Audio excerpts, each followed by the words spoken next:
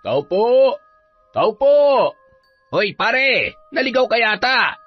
May hinahanap kasi ako. Baka lang nakita ninyo. Ano bang hinahanap mo't dito mo naisipang pumunta? Ay, nawawala kasi yung alaga naming aso. Kung nawawala yung aso mo, mali ka ng lugar na pinuntahan. Hindi to dog pound. Ikaw naman, mukhang seryoso nagtatanong yung tao eh. Pero wala talaga rito yung aso mo, parang Fernan. Napaka-espesyal naman ang asong yun para sa'yo, Fernan. Sinisipingan mo rin ba yun gaya ng misis mo? Bastos ka. Matagal na akong bastos, pero baka magulat ka kapag may iba ka pang nalaman tungkol sa akin. O baka mas tamang sabihin tungkol sa ginagawa namin. Bakit? Ano ginawa nyo, ha? May kinalaman ba kayo sa pagkawala ng aso namin? Paano kung iiyak ka ba't magluluksa? Putya pare, aso lang yun. Asong kalye. Papalitan ko na lang ng pag-aalaga ng aso sa palengke para hindi sumama ang loob mo. Kung ganun, inaamin mo nga na may kinalaman kayo sa pagkawala ni Maldito? Aba, ayos ah. May pangalan pa yung aso. Mukhang mahal na mahal nyo nga talaga yung asong yun ah. Pero sayang, hindi na yun makakakahol sa mga tiyan namin eh. Akalain mo yun, Mulong. Masarap pala ang asong alagang-alaga ng amo. Manamis-namis yung karne. Parang gusto ko pang umulit eh. Balikan kaya natin yung isa pa nilang alaga. O mas maganda kung pati yung dalaga ni Fernan ay matikman din natin. Mga hayop kayo! Taon 2011, Cotabato. Nung dalaga pa lamang si Kamya ay isa siya sa mga ligawin sa kanilang lugar. Maganda, matangkad at bumagay rin sa kanya ang pagkamorena ng kanyang balat. Ngunit sa likod ng kagandahang yun, nagkukubli ang taglay niyang karunungan sa paggamit ng itim na kapangyarihan. Kung tutuusin, kaya niyang paibigin ang sinumang lalaki na kanyang matitipuhan, gamit ang kanyang kaalaman sa panggagayuma. Marami namang nanliligaw sa kanya, ngunit isa sa mga yon ay wala siyang natitipuhan, dahil ang lalaking itinitibok ng kanyang puso ay may asawa na nung mga panahon na yon. Walang iba kundi si Fernan. Pangingisda ang hanap buhay ng lalaki dahil ang pamilya niya ay nagmamay-ari ng isang malaking fishing boat. Ginamitan siya ng gayuma ni Kamya kaya nagkaroon sila ng lihim na relasyon. Hanggang sa nagdalang tao na ang babae. Dahil wala pa ring alam ang asawa ni Fernan tungkol sa kanilang relasyon, naging isang malaking problema sa lalaki ang pagbubuntis ni Kamya. Ngunit handa raw yun na akuin ang bata bilang anak, kaya lamang hindi pa rin sila maaaring magsama hanggang sa magdesisyon si Fernan na sila ay maghiwalay, oras na maipanganak niya ang batang nasa kanyang sinapupunan. Hindi siya pumayag dahil mahal na mahal niya ang lalaki. Ngunit wala na siyang nagawa pa dahil buo na ang desisyon noon. Mas malaki raw ang magiging problema nila kapag ipinilit pa niya na sila ay magsama. Nang maipanganak ni Kamya si Talia, saka pa lamang ipinagtapat ni Fernan sa asawang si Stella ang tungkol sa bata. Kaya naman, nang malaman noon na siya ang kabit ng asawa, ay kaagad siyang sinugod nito. Hindi niya napaghandaan ang pagdating ng babae. Nang araw na yun, abala siya sa pagluluto ng hapunan. Nasa kwarto ang kanyang anak at mahimbing pang natutulog sa duyan, kaya nagkaroon siya ng oras na makapagluto. Ngunit ilang sandali lamang ay biglang bumukas ang pinto at mula roon pumasok ang galit na asawa ng nakabuntis sa kanya. Kamya, magpakita ka sa akin, malandi ka! Stella, teka, anong ginagawa mo rito? Bakit bigla-bigla ka na lang pumapasok nang walang pahintulot? Pahintulot? Siraulo ka pala eh. Bakit ikaw? Humingi ka ba ng pahintulot sa akin nung tikman mo ang asawa ko? Hindi ka pa nakontento? Nagpabuntis ka pang hayop ka? Wala akong alam sa sinasabi mo. Umalis ka na bago pa tayo magkasakitan dito. Tanga, hindi ako aalis dito hanggat hindi kita nasasaktan. Mga agaw ka. Itong bagay sa'yo. Kakalbuhin kitang hayop ka. Bitawan mo ako, ano ba? Hindi kita bibitawan hanggat hindi ko nauubos yung buhok mo! Sa tindi ng galit ni Stella, nadampot noon ang kutsilyong ginagamit ni Kamya sa paghahanda ng lulutuin. Walang pag-aalinlangang sinugatan ng babae ang kanyang muka. Naramdaman na lamang niya ang pagdaloy ng dugo mula sa kanyang pisngi. Inagaw niya ang kutsilyo sa kamay ni Stella at nang makuha yon, hindi pa rin nagpatalo ang babae. Marahas noong hinablot ang kanyang buhok at buong lakas na itinulak. Sa kasamaang palad, nawalan siya ng balanse at bumagsak sa may lutuan, kung saan nakasalang ang pinalalambot niyang karne. Tumapon sa kanyang muka ang mainit na sabaw ng nilulutong ulam. Napahiyaw si Kamya na masunog ang kanyang buong muka. Kung hindi pa dumating si Fernan, hindi siya madadala sa ospital. Bagamat nagamot pa si Kamya ay tila naging bangungot sa kanya ang nangyari. Wala na ang dati maganda niyang muka na hinahangaan ng mga kalalakihan. Ang makinis niyang pisngi ay naging puro kulubot na lamang. Umabot yon hanggang sa kanyang leeg at kaliwang balikat. Halos hindi na siya makilala sa bago niyang itsura. Dahil sa nangyari sa kanya, ay kinausap na lamang niya si Fernan para sa isang malaking desisyon. Pasensya ka na sa ginawa ng asawa ko. Hindi ko naman akalaing susugod siya sa bahay mo para saktan ka. Hindi mo kailangang humingi ng pasensya dahil alam ko naman na kung dumating ka na mas maaga, poprotektahan mo kami ni Talia. Nakita mo na ba ang itsura mo ngayon? Oo, kahit ako natatakot sa sarili kong muka. Hindi ko alam kung paano ako haharap sa mga tao, Fernan. Siguradong katatakutan nila ako. Teka, si Talia, nasaan siya? Iniwan ko na muna sa kapatid ko. Doon muna siya hanggat hindi ko pa nakakausap na maayos si Stella. Fernan, hindi ko na maaalagaan si Talia. Hindi ko alam kung paano ko siya palalakayin sa poder ko dahil siguradong mahihirapan lang siya. Ayoko maging tampulan siya ng tukso dahil sa nakakatakot kong itsura. Gusto ko magkaroon ng normal na buhay ang anak natin. Ano ba ang plano mo? Gusto ko munang umuwi sa amin sa probinsya. Makikituloy muna ako sa lola ko.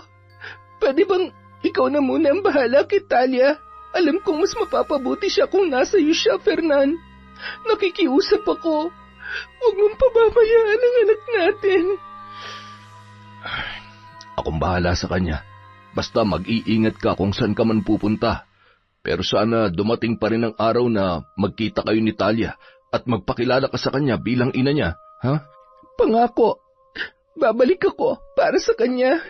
Yun na ang naging huling pag-uusap ni Kamya at Fernan. Tinapos niya na ang relasyon sa lalaki at humingi na rin ng tawad. Ipinaabot na rin lang niya ang paghingi ng tawad sa asawa ni Fernan na si Stella.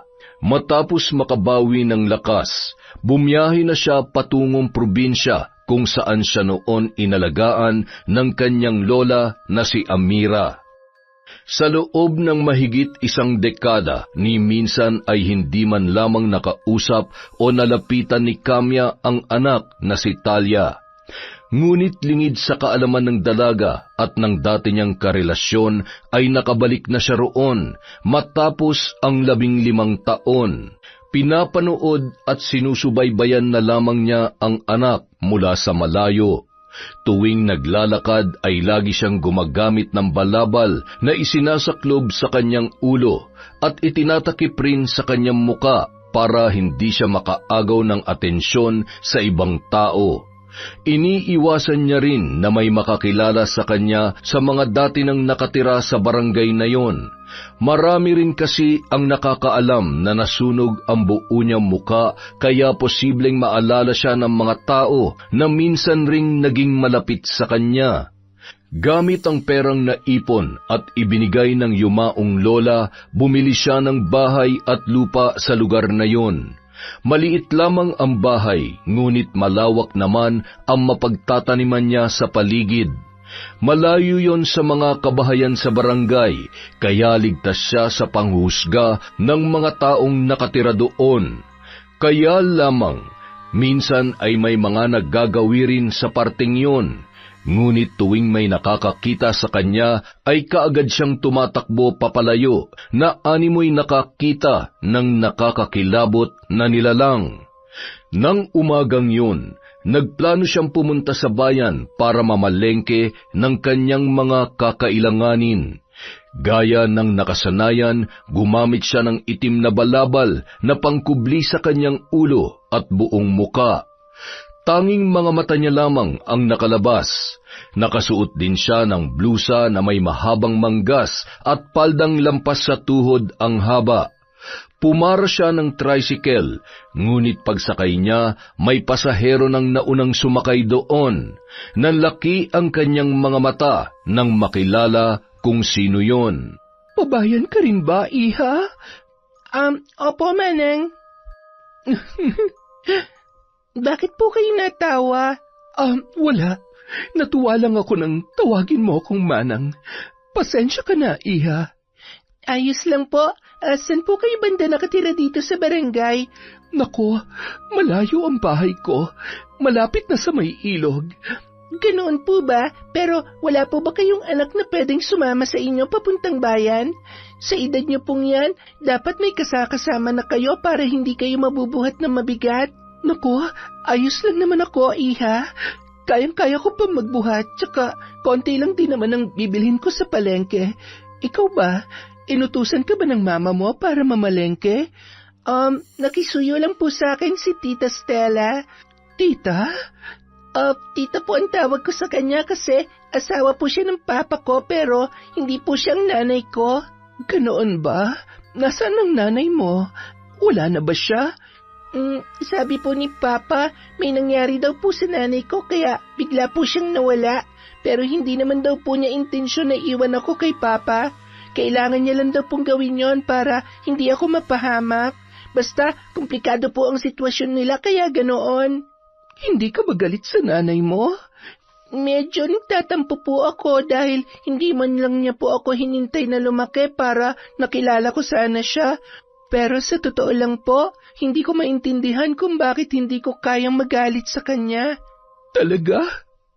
Napakabuti mo namang anak. Pwede ba kitang mayakap? Bakit po? May namimiss po ba kayo dahil sa naikwento ko sa inyo? Oo, namiss ko ang anak kong hindi ko makasama ngayon dahil komplikado rin ang sitwasyon namin. Kaedad mo lang din siya, iha. Talaga po?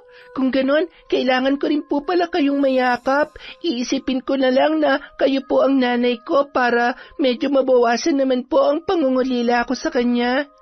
Tila gumaan ang pakiramdam ni Kamya matapos makausap at mayakap ang anak na matagal na panahon niyang hindi nakasama. Sa maikling sandaling yun, naibsan ang kanyang pangungulila kay Talia. Masaya rin siya na lumaking magalang at may mabuting puso ang dalaga kahit nasa puder yon ni Stella na siyang dahilan ng kanyang pagtatago. Samantala, hindi naman maipaliwanag ni Talia ang naramdaman matapos niyang makausap ang babaeng nakasakay sa tricycle kani-kanina lamang. May pakiramdam siya na tila ayaw niya nang mapalayo roon at gusto niya yung makasama pa ng mas matagal.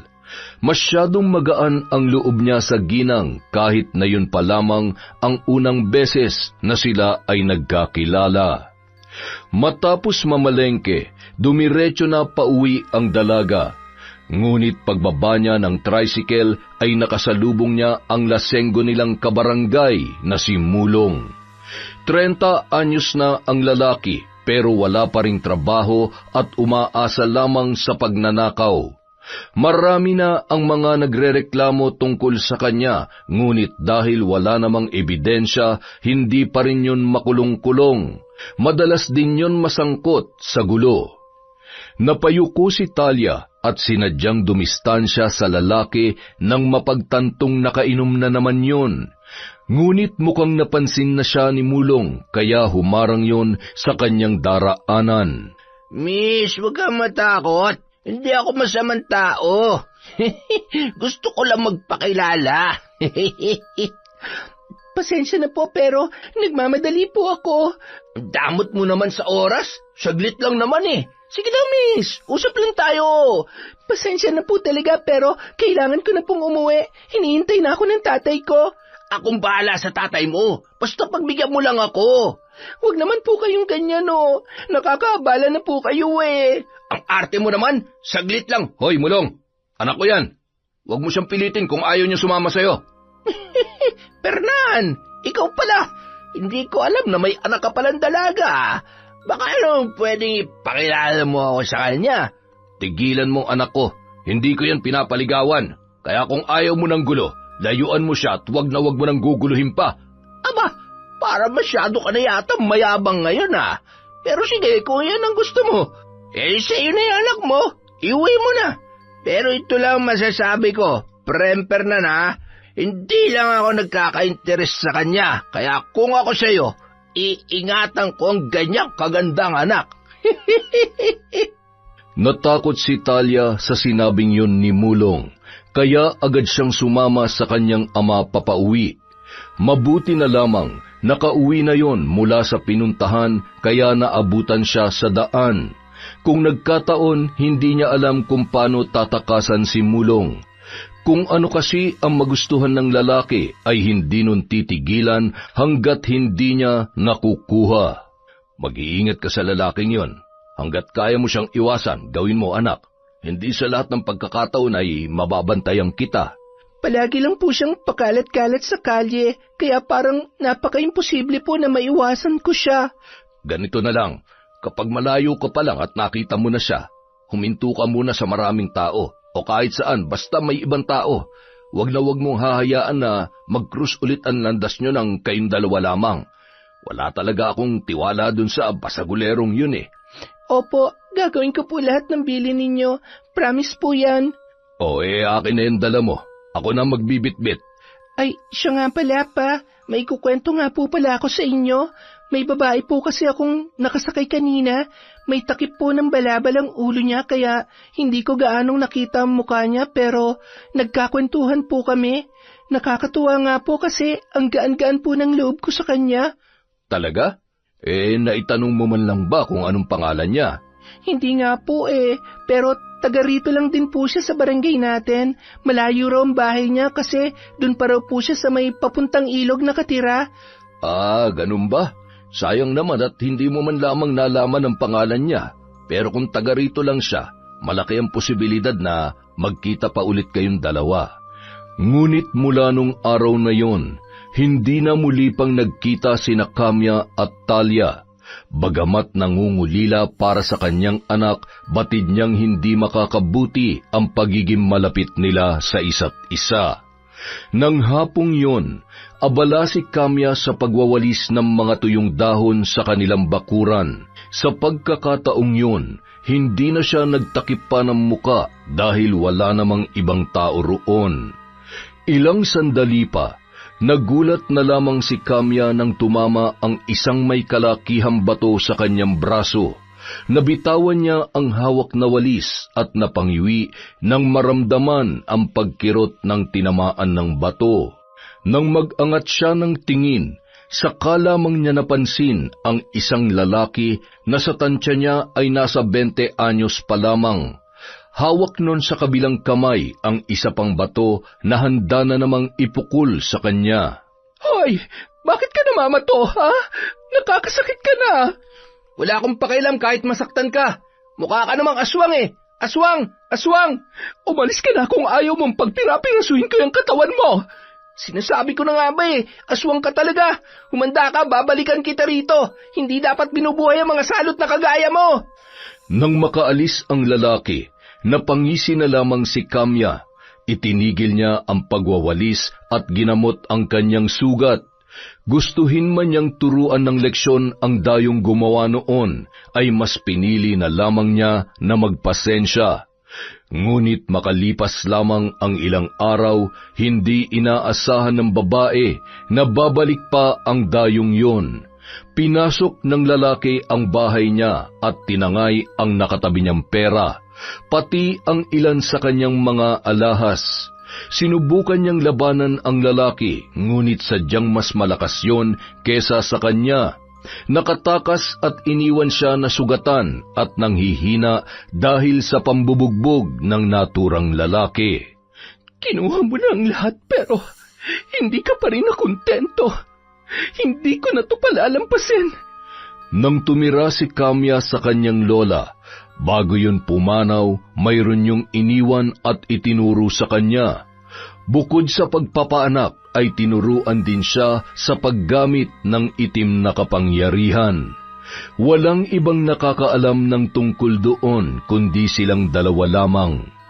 Dahil wala nang ibang mapagpapasahan ng itim na libro at ng karunungang taglay ni Amira. Ilang sandali pa, kinuha niya ang mga gamit na nakasuksok sa ilalim ng kanyang kama. Puro alikabok na ang mga yon dahil matagal-tagal din niyang hindi nagamit. Tiningnan niya ang orasan at maya-maya napasulyap siya sa labas ng bahay. Tamang-tama lamang dahil malapit na ang pagdilim ng buong paligid. Sinimulan niya sa pagsindi ng mga kandila. Kinuha niya ang may kalakihang itim na plato at saka iginuhit doon ang isang simbolo gamit ang kanyang daliri na pinatakan ng langis na may orasyon. Maya-maya pa, lumabas ang usok mula sa nabuong simbolo. Binuksan niya ang itim na libro at nakapikit na dinama ang mga letra na nakasulat doon. Hindi niya na yon kailangan pang tingnan dahil nung inaaral pa lamang niya ang mga salita na nakasaad sa libro, ay nakabisa niya na ang lahat ng yon. Samantala, nang araw ding yon ay abala sa pagpapalakad ng aso ang mag-amang sina Fernan at Talia. Hawak ng dalaga ang tali ng paborito niyang aso na si Maldito. At ang kanyang ama naman ay hawak ang pinakamatanda nilang alaga. Pareho silang mahilig sa aso at ang dalawang yon ay napulot lamang nila sa kalsada. Iniuwi nila ang mga yon para alagaan at itinuring na rin na parang tunay na miyembro ng kanilang pamilya. Ang laki-laki na talaga ni Maldito, pa. Parang kailan lang, tuta pa siya na mapulot natin sa palengke. Mukhang malalakihan pa nga niya tong si Kulot eh. Medyo may pagkabansot kasi yan si Kulot. Parang tinipid sa laki. Nak, sandali. Bakit po? Si Bacchus ba yun?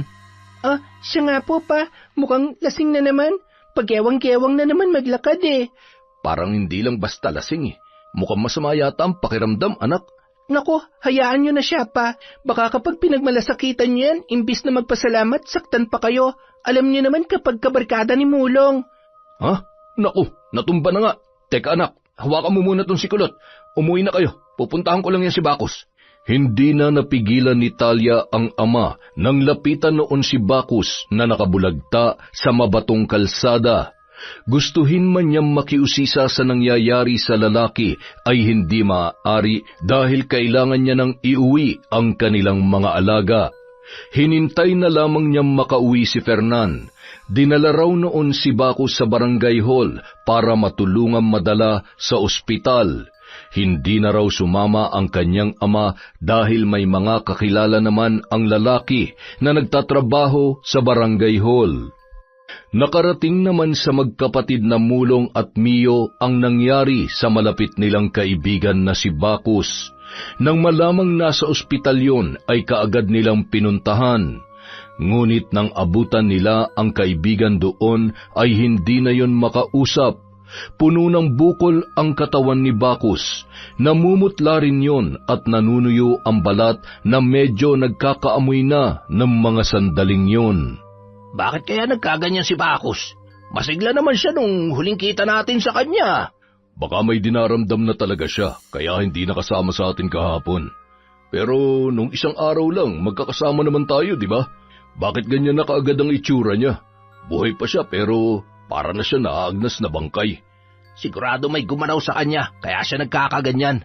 Tingnan mo, kuya, ang daming sugat ng katawan niya. Baka mamaya, binugbog na yan eh.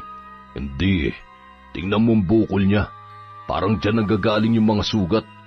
Pero grabe ang amoy. Napakalansa. Parang punong-puno na ng nana ang loob ng katawan niya eh. Nakakadiri man tingnan at amuyin pero tropa pa rin natin siya, kuya. Alam ko, kaya alamin natin kung ano nga ba talagang nangyari sa kanya. Teka, balita ko si Fernando ang nagdala sa kanya sa barangay hall Di kaya may kinalaman yung taong yun? Bad trip yung palagi sa atin eh. Lalo na sa akin dahil hinaharang ko sa daan yung anak niyan dalaga. Kahit noon pa mayabang na talagang Fernan na yun eh. Mukhang kailangan na nating bawasan ang kayabangan niya. Kuya, ano ba naiisip mo? May kinalaman man siya o wala sa nangyari kay Bacchus. Tuturuan pa rin natin siya ng leksyon para matuto siyang kumilala ng tunay na malakas dito sa lugar na to. Ano nga bang plano mo, kuya? Parang trip ko yung alaga nilang aso eh. Alam mo ba, nakita ko pa si Fernan noong nakaraan. Hinahalikan ba naman yung alaga nila? Parang sira ulo. May anak naman pero parang baby rin ang turing nila sa mga alaga nila. Alam mo kung ano ibig sabihin nun? Ganun nila kamahal ang kanilang mga alaga. Isipin mo, ano kaya magiging reaksyon niya kapag binawasan natin ng isa? Gusto ko yan naiisip mo, kuya. Sakto, wala pa tayong pulutan bukas. Mataba yung alaga nilang aso kaya sobra pa sa pulutan yun. Pang ilang araw din nating uulamin yun. Kailan ba natin gagawin yan, kuya? Mamayang gabi kapag mahimbing na ang tulog nila. Teka, paano kung mag-ingay yung mga yun at magising si Fernan? Siguradong yari tayo nun. Madali lang ang solusyon dyan. May pampatulog ako sa bahay. Hindi ka naman masyadong handa sa mga pinaplano mo, kuya, no? Teka, saan naman galing yun? Siyempre may mga kakilala ako. Ginagamit din namin yun sa mga asong bantay sa mga ninanakawan namin. Ayos ka talaga, kuya. Ako pa ba? Nasa dugo natin ang pagiging matinik sa pagnanakaw. Kung yung malalaking tindahan nga napapasok ko nang hindi ako nahuhuli, yung pa kayang aso na nasa labas na ng bahay? Basic lang yan. Nang gabing yon, hindi na nagsayang pa ng oras sinamulong. Pinuntahan nila ang bahay ni Fernan para nakawin ang isa sa mga alaga noong aso. Matagumpay naman nila yun nakuha, ngunit imbis na patulugin lamang ang isa pang alaga ng lalaki ay nilason na lamang nila yon. Pinili nila ang asong si Maldito na mas malusog at mas maganda ang pangangatawan. Pagkarating sa kanilang bahay, agad na nagpakulo ng tubig si Mulong para katayin ang ninakaw na aso. Pinukpok naman yun ni Mio sa ulo para matuluyan ng bawian ng buhay. Ipinatong noon ang katawan sa ibabaw ng lamesang kawayan saka sinimulang tanggalan ng balahibo. Kahindik-hindik ang ginawa nila sa inosenteng alaga ni Talia noong gabing yon. Matapos isalang sa kawa ang mga tinadtad na karne, ang ilang bahagi ng katawan ng aso ay itinapon na lang nila sa likod bahay. Sa isip-isip ni Mio, wala namang makakakilala sa kinatay nilang aso kung ibabase lang sa kulay ng balahibo dahil pangkaraniwang asong kalye lamang ang kanilang ninakaw. Tingnan ko lang kung hindi mabaliw ang Fernan na yun sa ginawa natin. Pati na rin ang maarte niyang anak. Wisit talaga yung Talia na yun. Kada mo kung sino, masyadong suplada. Hayaan mo na yun. Marami pa namang ibang babae dyan. Sabihin mo lang sa akin kung sino, ako mismo magdadala sa'yo. Nako, wag na kuya. Baka pag-inita na naman tayo ng mga bida-bida rito. Pero mo, kapag gigil na talaga ako at hindi ko na kayang pigilan, sasabihan naman kita. Basta yung pang-inom natin sagot mo palagi yan. Akong bahala dyan, kuya. Samantala, pagkagising pa lamang ni Talia ay ang aso na kaagad ang kanyang hinanap. Pero paglabas niya ng bahay, bigla siyang kinabahan nang makitang tali na lamang ang naiwan doon. Nalibot na niya ang buong bakuran pero hindi pa rin niya mahanap ang kanyang alaga. Sinubukan na rin niyang maglakad-lakad sa labas dahil baka nakawala lamang yun. Ngunit nang hindi pa rin niya makita si Maldito, ay bumalik na siya sa kanilang bahay. Bagamat nahihiyang abalahin sa ginagawa si Stella, naglakas loob na lamang siya na tanungin ang babae. Tita, pasensya na po sa abala. Itatanong ko lang po sana kung pinakawalan niyo po si Maldito. Ha? Ay, naku, hindi.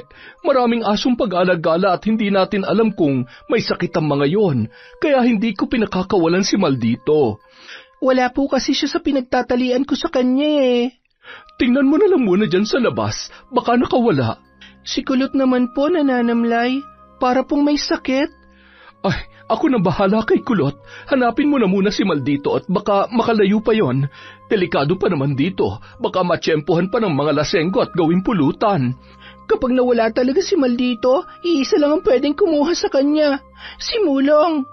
Anak, alam naman nating lahat na lasenggo ang isang yon at patay gutom sa pulutan kaya kung ano-ano na lang ang kinakatay. Pero hindi pa naman tayo nakakasiguro kung nasaan na ba talaga si Maldito. Kung may kumuha man sa kanya, hindi rin tayo pwedeng basta-basta na lang mambibintang. Kilala mo naman si Mulong.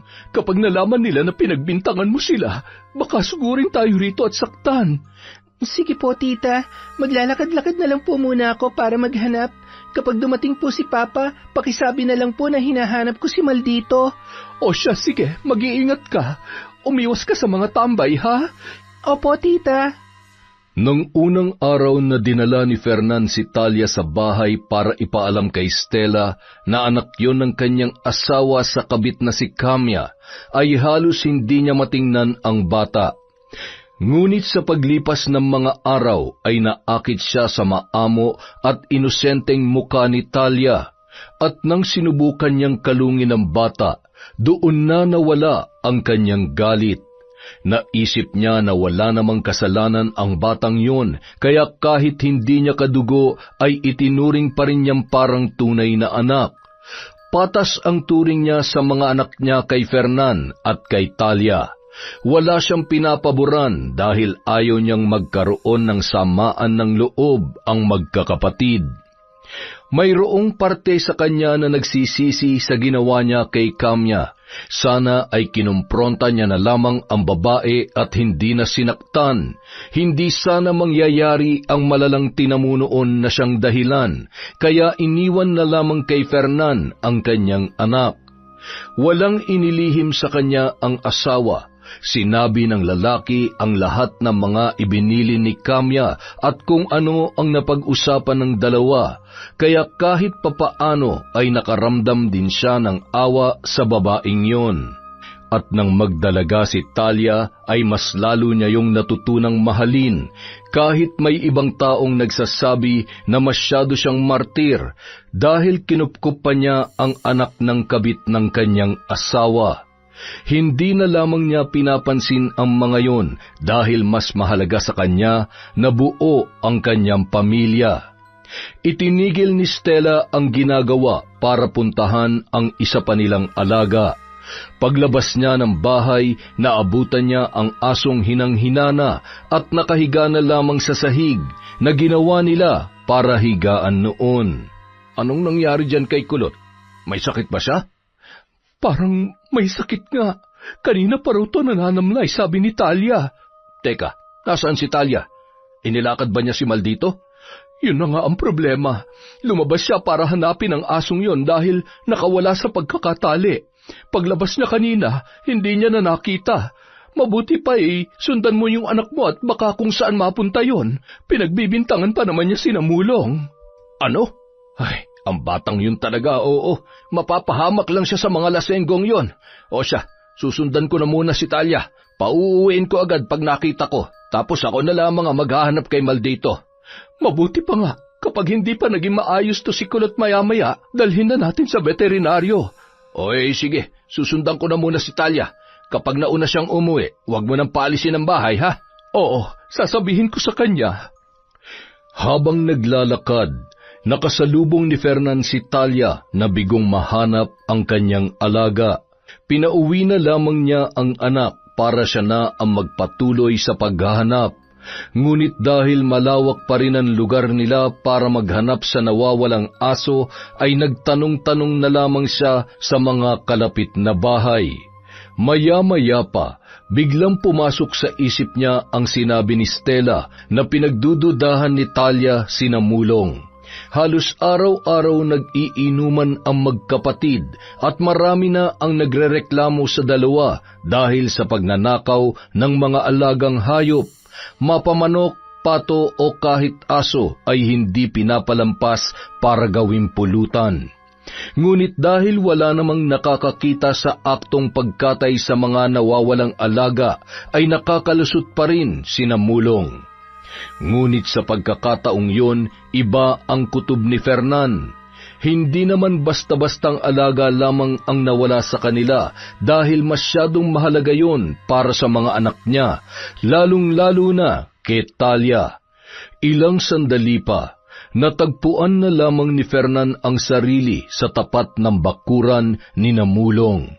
May kalayuan ang bahay ng lalaki sa mga kabahayan, kaya naggagawa mag-inom na magkapatid kahit abutin pa ng umaga dahil walang nagrereklamo sa kanilang ingay.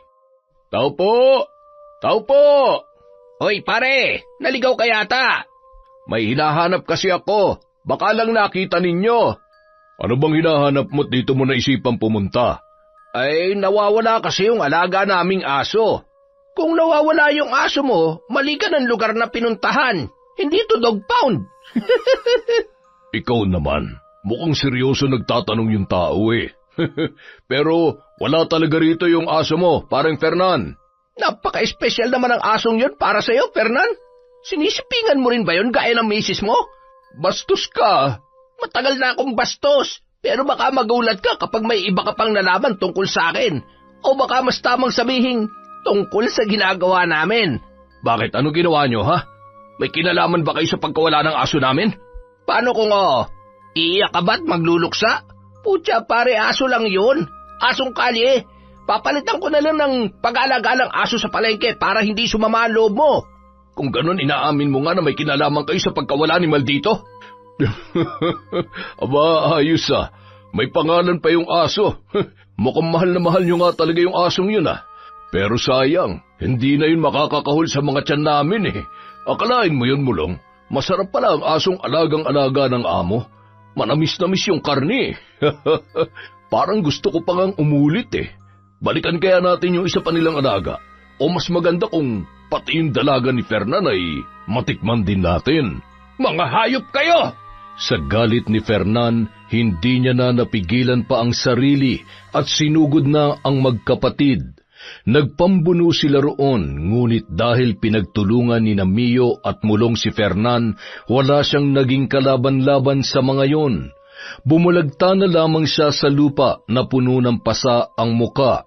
Hindi pa nakontento si Mulong, kinuha nun ang gulok na ginamit sa pagtadtad sa karne ng aso at walang alinlangang itinarak sa tiyan ni Fernan. Sinundan pa yon ng pagtaga sa iba't ibang parte ng katawan. Hindi tumigil si Mulong hanggang sa tuluyan ng malagutan ng hininga si Fernan. Nang kumalat na ang dilim sa buong paligid, hindi na napigilan ni Natalia at Stella na mag-alala para sa kanilang padre de pamilya na noon ay hindi pa rin nakakauwi. Naghintay sila hanggang hating gabi. Ngunit sumapit na lamang ang umaga ay hindi pa rin nakakauwi si Fernan. Doon na tuluyang nabahala si Stella. Pumunta sa barangay hall ang ginang para magpatulong sa paghahanap sa nawawalang asawa.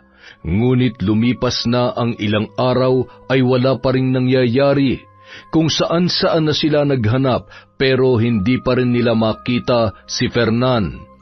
Halos mamanhid na ang mga paa ni Talia sa paglalakad matapos magtanong-tanong sa kabilang barangay. Noong siya ay pauwi na, hindi niya na nagawa pang pumara ng masasakyang tricycle dahil halos mawala na siya sa kanyang sarili sa labis na pag-aalala para sa kanyang ama. Dumagdag pa ang pagluluksa niya sa alaga nilang aso na namatay matapos ang ilang araw na hindi pagkain at pagsusuka.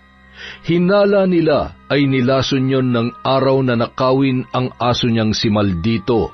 Sa pagkatulala, hindi niya na nakilala ang babaeng nakasalubong nung mga sandaling yon.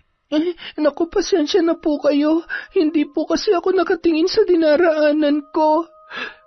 Ayos lang, Iha. Nakayuko na kasi ako mula nung matanaw ko may makakasalubong ako. Kaya lang, hindi ko napansin na malapit ka na pala. Pasensya ka na rin. Teka, parang pamilyar po kayo sa akin. Tama, kayo nga po yung nakasakay ko sa tricycle. Ang tagal ko po kayong hindi nakita. Naaalala mo pa pala ko, pero matanong ko lang, bakit naglalakad ka rito na mag-isa? Walang kabahay-bahay rito, Iha. Delikado para sa dalagang katulad mo. May hinahanap po kasi ako. Ilang araw nang nawawala ang tatay ko. Una, yung alaga ko pong aso, tapos nung tumulong na si Papa sa paghahanap, siya naman po yung nawala. Sobrang nag-aalala na po ako sa kanya, kaya tulala na lamang po ako kanina. Ilang araw na nga bang nawawala ang tatay mo? Mag-iisang linggo na po eh. Sigurado ba kayo na wala siyang ibang pinuntahan?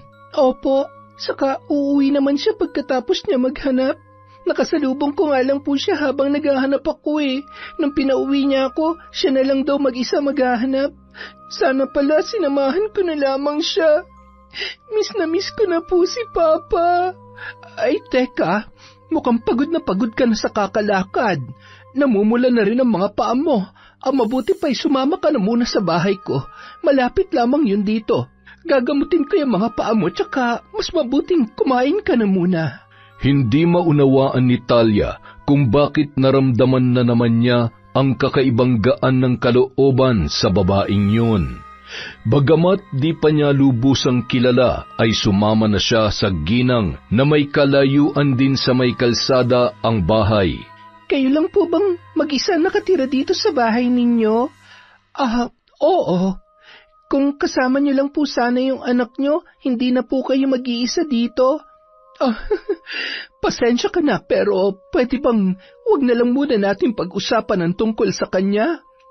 Mahal na mahal ko kasi ang anak ko, kaya tuwing napag-uusapan siya, lalong bumibigat ang pakiramdam ko. Baka matakot ka lalo sa itsura ko kapag nakita mo akong umiiyak. Bakit naman po ako matatakot sa inyo? Dahil sa kulubot kong muka. Hindi naman po kayo nakakatakot eh. Sobrang gaan nga po ng loob ko sa inyo. Talaga? Opo, kaya hindi nyo na kailangan takpan ng mukha nyo kapag ako po ang kaharap nyo. Okay lang po sa akin. Salamat. Ikaw pa lang ang unang taga rito na hindi natakot sa itsura ko. Siya nga po pala. Ano nga po palang pangalan nyo? Nakalimutan ko kasing itanong nung huli tayo nagkita eh. Kamya. Ako si Kamya. Ako naman po si Talia. Natalia po talagang pangalan ko, pero mas sanay po si Papa at Tita Stella na tawagin akong Talia. Yung tita mo nga pala, kumusta ang trato niya sa'yo? Mabuti naman po. Parang sariling anak na rin po ang turing niya sa akin kahit anak po ako ni Papa sa ibang babae. Patas siya sa aming magkakapatid. Kahit minsan, hindi niya kami pinagbuhatan ng kamay. Tsaka kung anong meron yung mga kapatid ko, sigurado po na meron din ako. Mabuti pala siya kung ganon. Sobra po, kaya napakaswerte ko na kahit hindi ko pa nakikilala ang nanay ko, may isang nanay pa naman po ako na nagmamahal sa akin. Gusto niya nga po mama na rin ang itawag ko sa kanya eh. Pero nakiusap po ako na kung pwede, tita na lang muna. Bakit naman? Dahil ang tunay ko lang po na nanay ang tatawagin kong mama. Hindi naman po siya masamang nanay eh. Kaya gusto ko pong ibigay sa kanya ang titulo ng pagiging ina sa akin kapag nagkita na kami.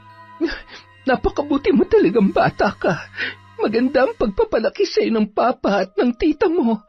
Oo naman po, kaya po ganun na lang kahirap para sa akin na hindi ko alam kung nasaan si Papa, kung ayos lang ba siya o... Matapos gamutin ni Kamya ang mga sugat ni Talia, ay pinakain niya muna yon bago umalis. Siniguro niyang makakasakay ng ligtas ang dalaga bago yun hinayaang makauwi. Ngunit pagbalik ni Kamya sa bahay ay tila nang hihina siyang napaupo sa mahabang upuan sa maliit niyang sala.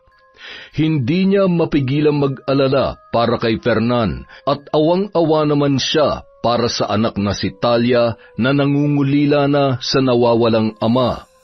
Kung hindi makakabalik si Fernan, ay mawawalan na ng magulang ang kanilang anak. Maya-maya pa, natagpuan na lamang niya ang kanyang sarili, nakaharap na ang librong itim, pati na rin ang mga kulay itim na kandila. Inusal niya ang mga salita na tila tinatawag ang espiritu na makakatulong sa kanya sa nais niyang malaman.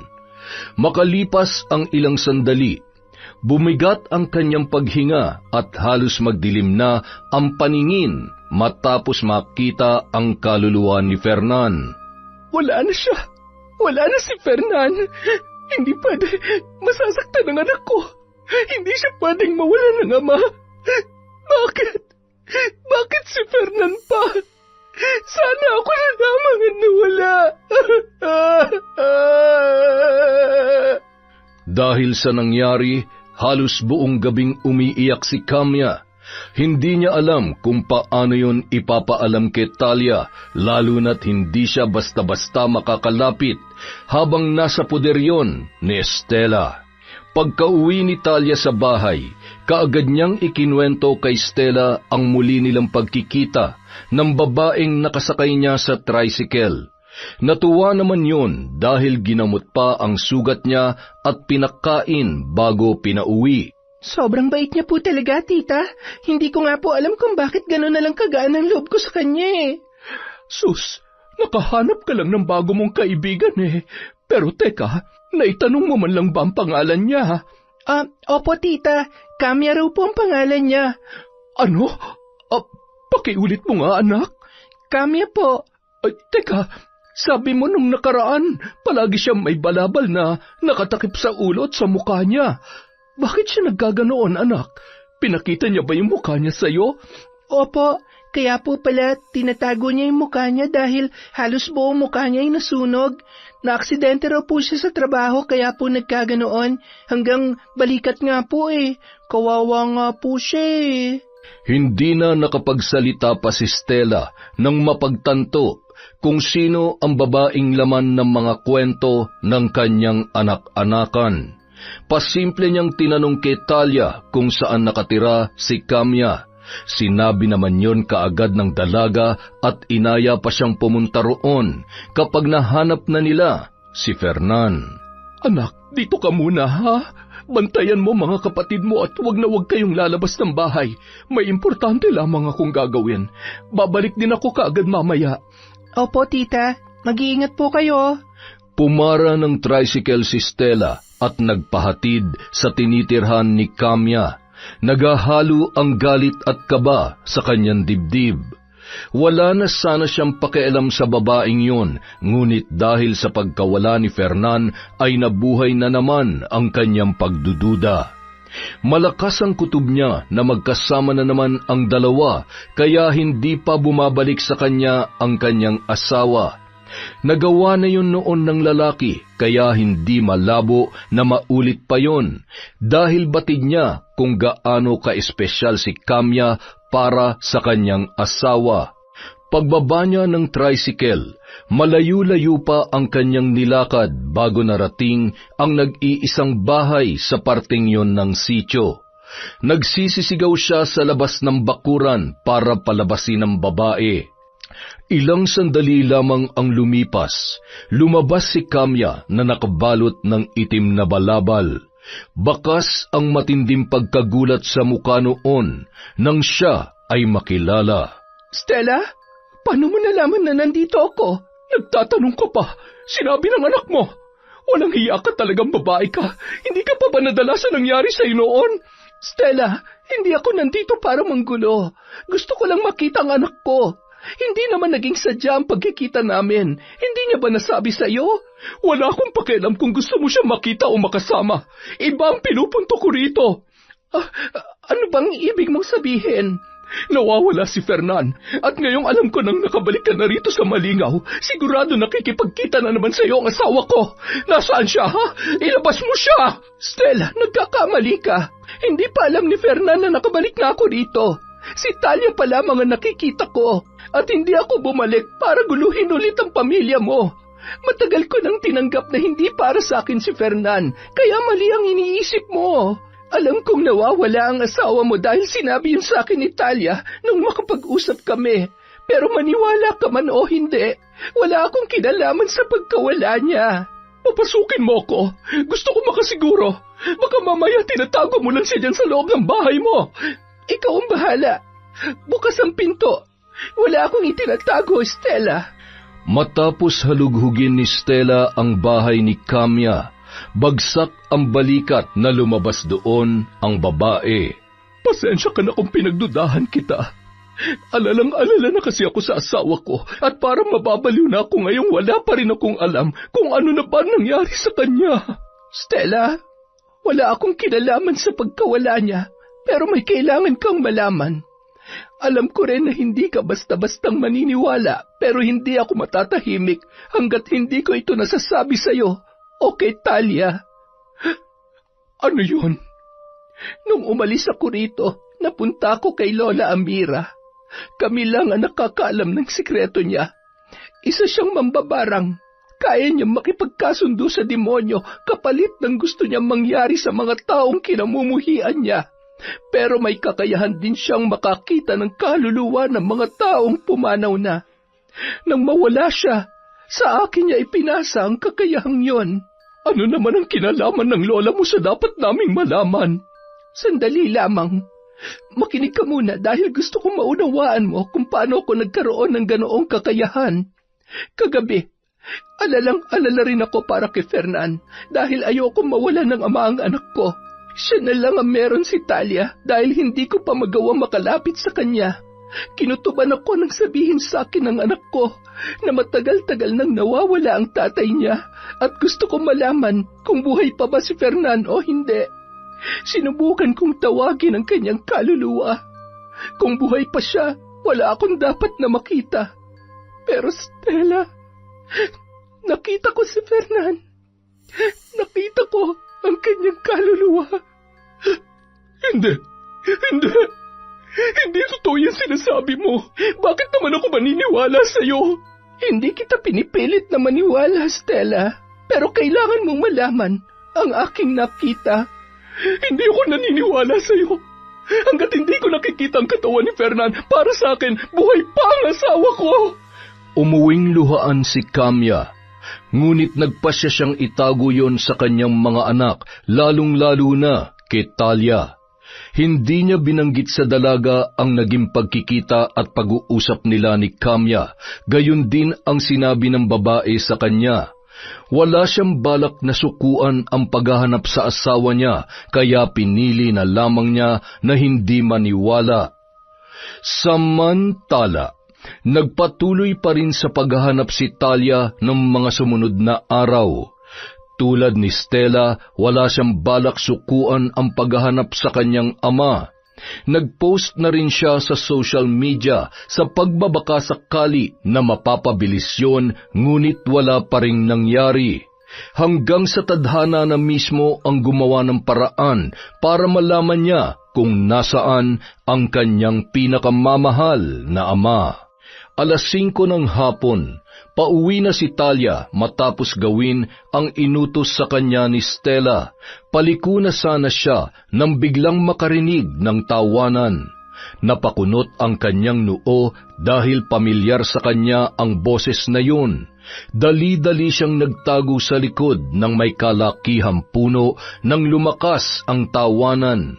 Bahagya siyang sumilip para makumpirma kung sino yon. Ilang sandali pa, nakita niya si Mulong na kasama ang kapatid nitong si Mio. Nagtatawanan ang dalawa habang bitbit ang isang plastik na naglalaman ng nakaboteng alak. Mukhang mag-iinuman na naman ang magkapatid. Hihintayin na lamang sana niyang makalampas ang mga yon bago siya magpatuloy sa paglalakad, nang bigla niyang marinig ang pinag-uusapan ng dalawa. Mukhang nababaliw ng pamilya niya sa paghahanap sa kanya. Akala nila makikita pa nila yon? Kung alam lang nila na tayo may kagagawa ng pagkawala ng alaga nila, tsaka anong mayabang na yon, ay nako. Hindi nila alam inuuod na yung hinahanap nila. Yung isa naman, naitaay ko na. Kaagad na napaisip si Talia tungkol sa pinag-uusapan ng magkapatid. Dala ng kuryosidad ay nagpasya siyang sundan na lamang ang dalawa para makasiguro. Ngunit hindi na siya nagtangkapang sundan ang mga yon sa harap ng bahay dahil mahahalata na siya ng dalawa. Umikot siya sa bandang likod ng bahay, kaya lamang ay may bakod na kawayan doon, kaya hindi siya basta-basta makakapasok. Kailangan ko malaman kung anong tinutukoy nila kanina. Sigurado nandito lang yun sa likod ng bahay nila. Maya-maya pa, napahinto sa paglalakad si Talia nang manuot sa ilong niya ang kakaibang amoy. Para yung nabubulok na katawan ng hayop. Sinundan niya kung saan yun nagmumula. Habang papalapit ng papalapit, ay palakas rin ng palakas ang kabog ng kanyang dibdib. Nang babaybayin niya na ang bakod, ay natuntun niya ang sirang parte noon. Dahil may kaliitan ng siwang ng nasirang bakod, kinailangan pa niyang kalasin ang ilang piraso ng kawayan para tuluyan ng makapasok sa bakuran. Nakahinga siya ng maluwag nang makalusot sa naturang bakod. Puno ng mga sirang gamit at kung ano-anong basura, kaya hindi niya agad natukoy kung saan nagmumula ang nabubulok na amoy. Ilang sandali pa, natigilan siya nang makita ang isang pamilyar na gamit. Teka, pitaka to ni Papa. Lalong lumakas ang pagkabog ng kanyang dibdib nang mapagtanto na sa ama niya nga ang wallet na yon. Nanginginig niya yung binuksan. Wala nang ibang laman ng pitaka maliban sa lisensya at ilang mga resibo. Sa muling paghakbang, napatingin siya sa tinatapakan nang mapansin ang itinabong lupa roon. Nagpalinga-linga siya sa paligid para maghanap ng gagamiting panghukay, hanggang sa mahagip ng kanyang paningin ang isang pala. Dali-dali niyang hinukay ang parteng tinabunan ng lupa para malaman niya kung ano ang naroon. Pero sa isip-isip niya, lihim siyang nananalangin na sana'y mali ang kanyang kutob. Makalipas ang ilang sandali, unti-unting tumambad sa kanya ang pamilyar na kulay ng damit. Nabitawan niya ang pala na makita kung ano ang kanyang nahukay. Walang iba kundi ang katawan ng kanyang ama, na ilang araw na niyang hinahanap. Naikuyom niya ang kanyang kamao at nagtangis ang mga ngipin dala ng matinding galit. Pinatay nila ang tatay ko. Magbabayad sila. Dahil sa matinding emosyon ni Talia, hindi na siya nakapag-isip pa. Sinugod niya sina Mulong at Mio na noon ay nagsisimula pa lamang uminom. Hinampas niya ng pala si Mulong. Nawalan yun ng balanse mula sa pagkakaupo at bumagsak sa lupa. Anak ng teteng, ano ang problema mo? Pinatay niyo ang tatay ko. Pinatay niyo siya. Mga hayop kayo. Hoy, magdaan-daan ka nga sa pambibintang mo. Wala kang pruweba. Anong wala, ha?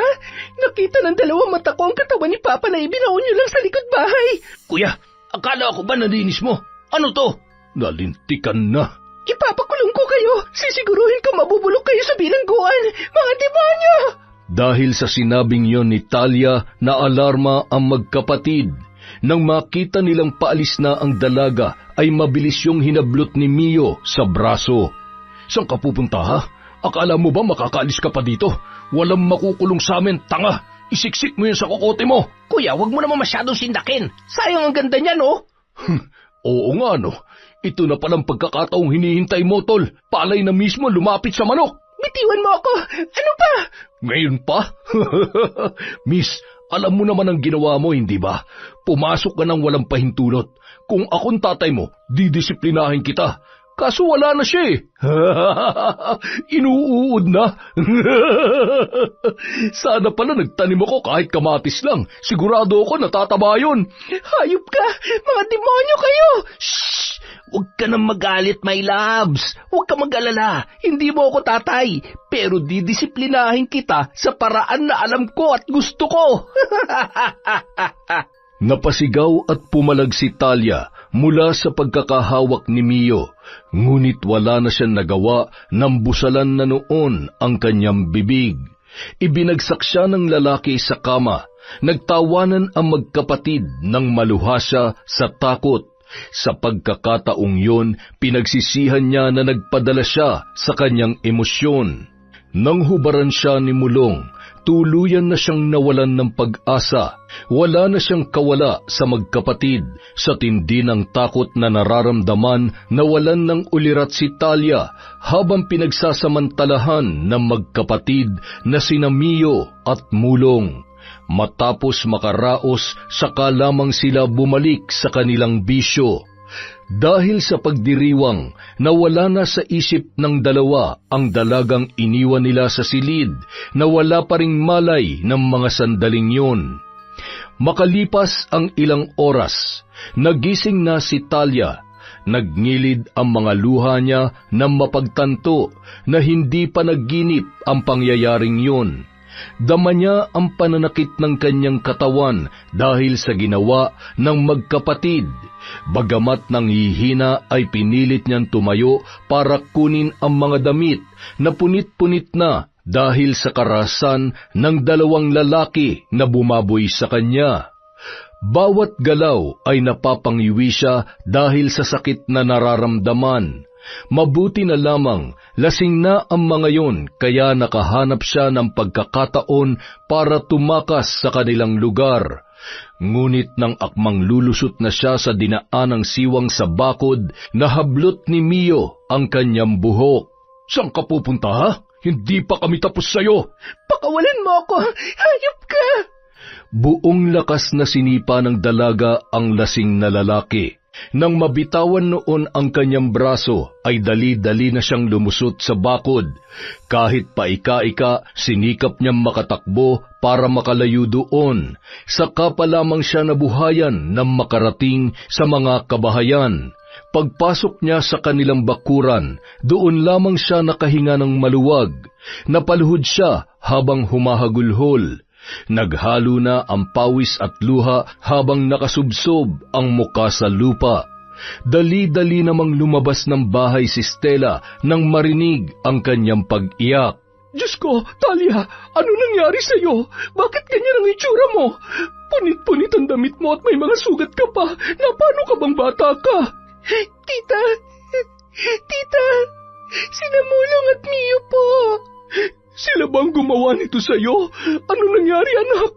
Sabihin mo sa akin dahil mamamatay ako sa pag-aalala sa'yo." Pinagsamantalahan po nila ako. Halos mawala ng ulirat si Stella nang marinig yon mula kay Talia. Nagawa niyang ikwento ang lahat na nangyari kahit hirap na hirap siya. Dama niya ang matinding pandidiri sa sarili at ang takot para sa kahayupang ginawa sa kanya ng magkapatid na manginginom. Galit na galit naman si Stella sa nangyari at sa nalaman tungkol sa kinahinatnan ni Fernan.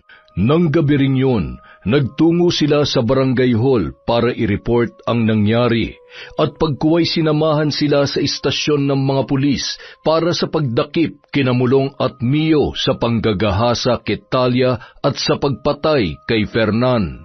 Sa kasamaang palad, nagawa ng makatakas na magkapatid matapos ipaalam ni Mio ang pagkabigong pigilan sa pagtakas si Talia. Hinalughog nila ang bahay ng dalawa. Nakita roon ang ilan sa mga gamit ni Fernan, kabilang na ang relo at singsing na suot nung araw na mawala yon.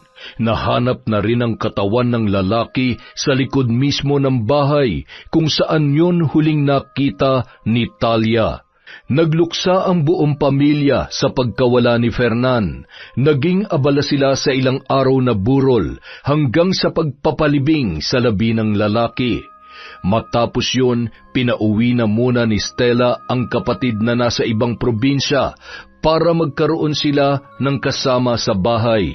Kaya lamang, maramot pa rin sa kanila ang hustisya dahil hindi pa rin nahuhuli ang magkapatid. Ngunit may ibang paraan na naisip si Stella para makuha ang hustisya para sa asawa at sa anak-anakan niya na parehong naging biktima ng magkapatid na Mio at Mulong. Stella, anong nangyari? Kamya, kailangan ko ang tulong mo. Kailangan ka ng anak mo. Ito na ang tamang panahon para magpakaina ka sa kanya. Bakit? May nangyari ba sa anak ko? Oo, pinagsamantalaan si Talia. At hanggang ngayon, hindi pa rin nahuhuli ang mga hayop na yon. Binaboy nila ang anak natin, Kamya. Mga hayop sila. Sinong gumawa nun kay Talia? Sina Mulong at Mio. Pero nagtatago na sila ngayon, kaya hindi sila mahanap ng mga pulis. Kamya, naniniwala na ako sa iyo. Tama ka na wala na nga ang asawa ko. Pinatay si Fernan ng mga hayop na yon. Hindi pa sila nakontento, dinamay pa nila si Talia. Pagbabayaran nila ang ginawa nila sa anak ko. Hindi ko palalampasin ang kahayupan nila. Hindi na sila dapat pang mabuhay sa mundong ito. Alam kong may kakayahan ka na parusahan sila. Pakiusap, gawin mo yon para kina Talia at Fernan. Alam kong kahit hindi mo aminin, may pagmamahal ka pa rin sa asawa ko. Pero hindi itong panahon para pagselosan kita. Wala na si Fernan at kailangan ka ni Talia. Kamya, ipapakilala na kita sa kanya bilang nanay niya. Kailangan na niyang malaman ng totoo. Hindi na sila nag-aksaya pa ng panahon. Gulat na gulat si Talia nang dalhin ni Stella sa bahay si Kamya. Ngunit ang mas ikinagulat ng dalaga ay nang ipakilala yon ng inainahan niya bilang kanyang tunay na ina. Ipinaliwanag sa kanya ng dalawa kung bakit kinakailangang lumayo sa kanya ni Kamya. Dahil hindi naman siya nagtanim ng galit para roon, ay tinanggap niya yon ng buong puso. Napuno ng emosyon ang bahay na yun dahil sa pagpasok ni Kamya sa buhay ng pinakamamahal niyang anak.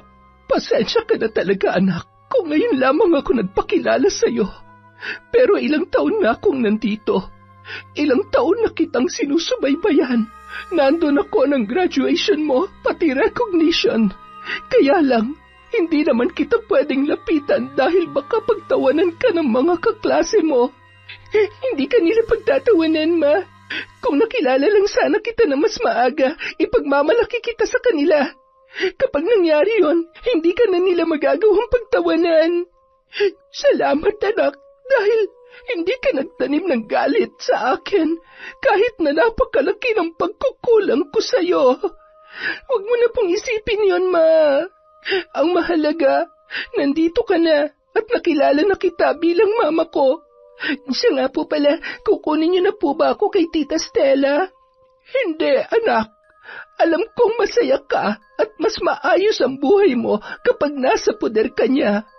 Pero sisiguruhin ko na lagi tayong magkakasama. Susuportahan kita at hindi na ako mawawala pa ulit, anak ko. Salamat po, Ma. Kahit hindi naging madali ang pinagdaanan ko at hanggang ngayon, naiiyak at natatakot pa rin ako kapag naaalala kong ginawa sa akin ng mga demonyong yon. Gumagaan po ang pakiramdam ko kahit paano dahil sa inyo ni Tita Stella. Kaya lagi ka magpapasalamat sa Tita Stella mo, ha? Tsaka aalagaan mo rin siya dahil naging mabuti siya sa'yo. Buti nga po nagkaayos na kayong dalawa eh. Pero sana hindi na lang nangyari ang away niyo noon para hindi kayo nagkaganyan. Wala na tayong magagawa, anak, dahil nangyari na yon. Tsaka napatawad ko na si Stella sa kanyang ginawa. Napatawad na rin niya ako. Pareho lang kaming nagkamali noon. Mas malala nga lang ang sakin, pero ang mahalaga, ginawa ko pa rin ang tama. Kaya pasensya ka na kung nangulila ka sa isang ina dahil sa desisyon kong yon. Ma, hindi niyo na po kailangang humingi ng pasensya dahil naiintindihan ko po kayo. Masaya na po ako ngayon na palagi na tayo magkakasama. Ngayon ko lang po naiintindihan kung bakit gano'n na lang kagaan ang loob ko sa inyo. Yun pala, kayo po pala ang tunay kong ina. At naramdaman ko rin yun sa'yo. Kung pwede nga lang na hindi na kita pauwiin nung araw na yon, ginawa ko na. Pero ayoko nang dagdagan pa ang hirap na pinagdadaanan ng tita Stella mo. Ano nga po palang plano niyo ni tita? Narinig ko po kasi kayo kanina na may pinaplano kayo para maparusahan sina Mulong at Mio. Huwag mo nang isipin yon, anak. Kami na lang ang bahala doon. Ang gusto namin ay maging payapa ng isip mo. Basta, isipin mo lang palagi na mahal ka namin. Ang swerte mo nga kasi dalawa kaming mama mo. Pero sana, wala kang maging paborito kasi magsiselos talaga ako. Pareho ko na lamang po kayong paborito. Pwede po ba yun? Oh. Pwede, anak. Ikaw talaga, Talia, oo. Nakuha mo pa magpatawa. Matapos maayos ang relasyon sa anak, sinimulan na ni Kamya ang pagpapahirap sa magkapatid na pumatay kay Fernan at gumahasa kay Talia. Wala siyang sinayang na sandali. Binuksan niya ang isang maliit na kahon na nababalot ng itim na tela. Mula roon inilabas niya ang mga ipis at uod na tila wala ng buhay. Isa lamang ang kailangan niya sa mga yun. Sinimulan na ng mambabarang ang sagradong ritual. Sa pagkakataong yun, mas taimtim at mas malalim ang galit sa puso niya habang binibigkas ang mga salitang magsasalin ng sumpa sa mga taong nais niyang parusahan. Makalipas ang ilang sandali, ang kanina'y nag-iisang ipis at uod lamang ay unti-unti nang dumarami, hanggang sa mabuo roon ang imahe ng isang nilalang. Panginoon ko, bigyan mo ako ng sapat na lakas at kapangyarihan upang iparanas ang pinakamasakit na kamatayan para sa mga taong aking kinasusuklaman. Isinusumpa ko ang kanilang buhay.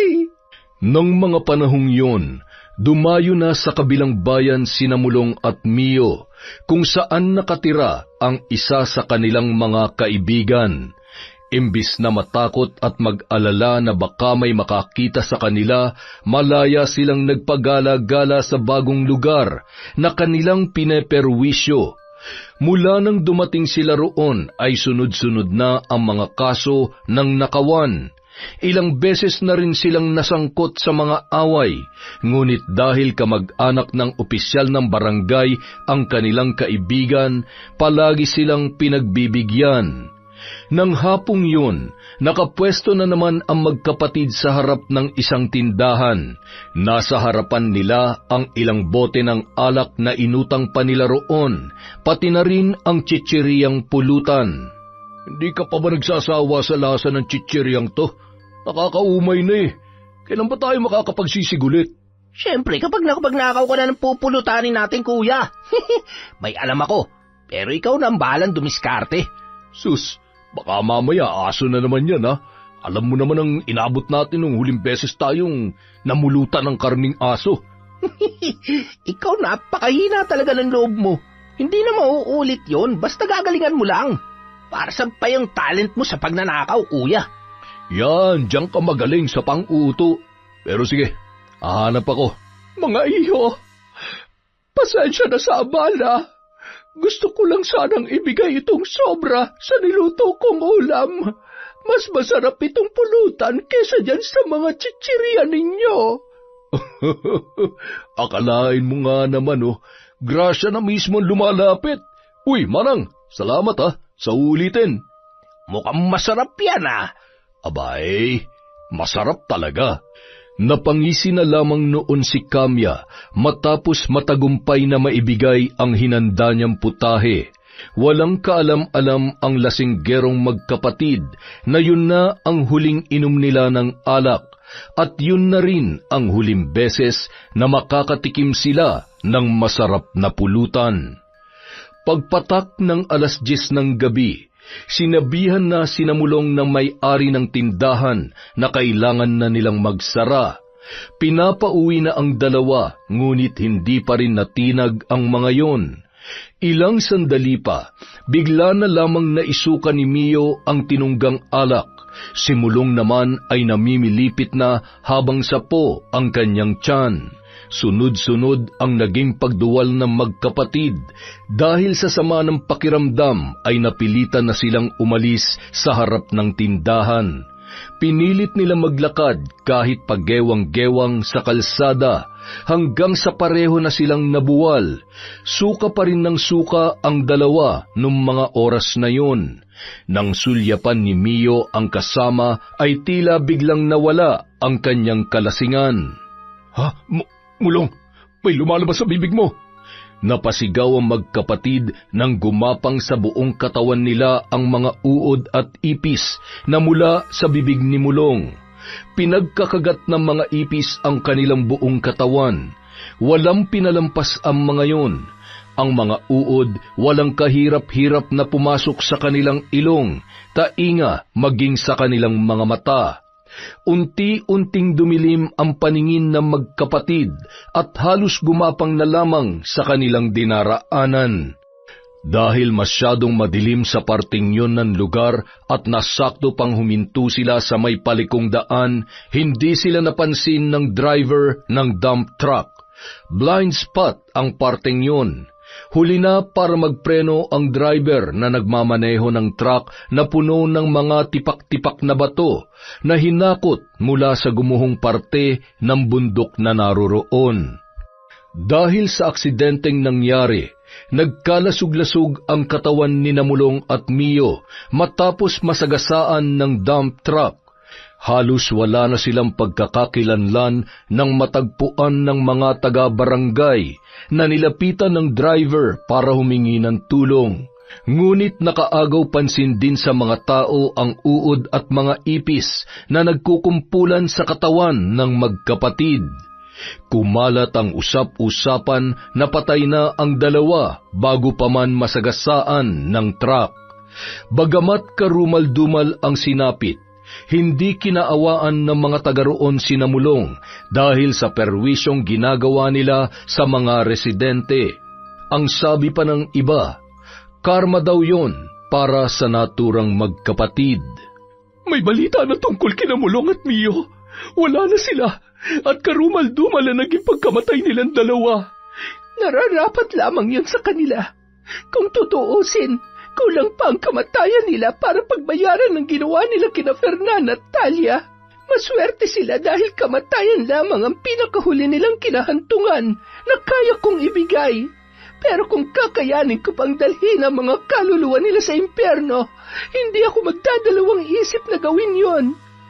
Para sa akin, hindi rin sapat ang pagkamatay nila. Pero sa ngayon, masaya ako dahil kahit sa ganoong paraan, nabigyan ng hustisya ang nangyari sa dalawang tao na sobrang minahal natin. Salamat, Kamya. Salamat dahil bumalik ka. Ako ang dapat na magpasalamat sa iyo. Dahil kahit napakalaki na naging kasalanan ko, hindi mo pinabayaan ang aking anak. Napakabuti mong tao, kaya kulang pa ang salitang salamat para sa lahat ng nagawa mo. Pamilya ko si Talia. At ngayong nagkaayos na tayo at pareho rin naman tayong nagmamahal para sa kanya, pamilya na rin kita, Kamya. Napaluhan na lamang si Kamya sa sinabing yon ni Stella. Hindi niya akalain na mapapatawad pa siya ng babaeng minsan naging biktima ng kabaliwan niya sa pag-ibig. Ngunit dahil pinili niyang tanggapin ang pagkakamali at gawin pa rin ang tama, ay nagkaroon pa siya ng isang pagkakataon para maging maayos ang lahat. Ang maging parte ng pamilyang nagmahal at bumuo sa pagkatao ng kanyang anak ang isa sa pinakamagandang nangyari sa kanyang buhay. At hindi niya yun ipagpapalit sa kahit na ano paman. Bagamat nakatira pa rin sa magkaibang bahay, hindi yun naging hadlang para mas madalas na magkasama sina Kamya at Talia. Makalipas ang ilang araw mula nung mabalitaan nila ang nangyari kina Mulong at Mio, Dinalaw naman nila ang puntod ni Fernan. Habang nag-aalay ng panalangin sina Stella at Talia, napalingon naman si Kamya nang maramdaman ang kakaibang presensya ng mga sandaling yun. Napaluha siya nang mapalingon, tumambad sa kanya ang kaluluwa ni Fernan. Nakangiti ang lalaki na wari panatag na ang kalooban sa nangyari. Kasabay ng pag-ihip ng malamig na hangin, nawala na ang imahe na biglang nagpakita sa kanya. Ibinalik niya ang tingin sa puntod ng lalaki at bahagyang lumapit para yakapin ang kanilang anak. Nang maramdaman yon ni Talia ay agad na inabot ang kamay niya para ibigay ang isang puting kandila. Napangiti siya dahil yun pa lamang ang unang beses na humawak siya ng puting kandila mula nung ipasa sa kanya ang kakayahan ng kanyang lola. Sinindihan yon ni Talia gamit ang hawak na kandila para sabay nilang itirik sa ibabaw ng puntod. Pinanood nila ang apoy sa kandila na nagsasayaw sa hangin na parabang gustong iparating sa kanila na payapa na ang kaluluwa ni Fernan. Mula ng mga sandaling yon, wala nang mahihiling pa si Kamya. Panatag na rin ang kanyang kalooban at handa na siya sa bagong yugto ng kanyang buhay, sa piling ng kanyang bagong pamilya. Yon! Di ko nasasabihin. Ang ganda na naman ng kwento natin. Paano ba yan? May utang akong shout-out. Heto na po, dahil merong naniningil ng utang. Simulan natin kay May Megs. Kay Desiree De Los Santos, hi po kay Ruby at 41 at SG. Hello din po kay Mine Rola, kay Celestina Sigua, kay Rosemary Casonete. Hello po kay Chris Alcantara. Shout out kay Angel Ann Ojerio, kay Marian Laborte, kay Dong San. Hi po kay Gualberto Emanuel Amarillas. Shout out kay Charlene Gumansing, kay Pureza Tagiwalo, kay Romeo Llamas, The Color Purple. Hi po kay Milaine Jordaline Concepcion. Shout out kay Febe Ranyada. Maraming salamat po sa mga sumusuporta sa Campo Raijin. Hello din po kay Mary Joy Abalos, kay Vilma Bautista, kay Neneng Kabulong, sa Argen Construction Supply from Nature Lover. Hi po kay Abel, kay Aina, kay Mona and Fred from Roslyn Jimenez. Shout out po kay Meredith Jurilia, kay Raymond Hemino, kay Mercy Aninion, kay Tita Serrano. Hi po kay Wilma Lita of Sevilla Donsol Sorsogon. Shout out po kay Adam Lasa, kay Edna Lintupas, kay Elvira Inocencio from Sitio Bacle, Aranguen, Capas, Tarlac. Sana po tama ang pagkakabigkas ko.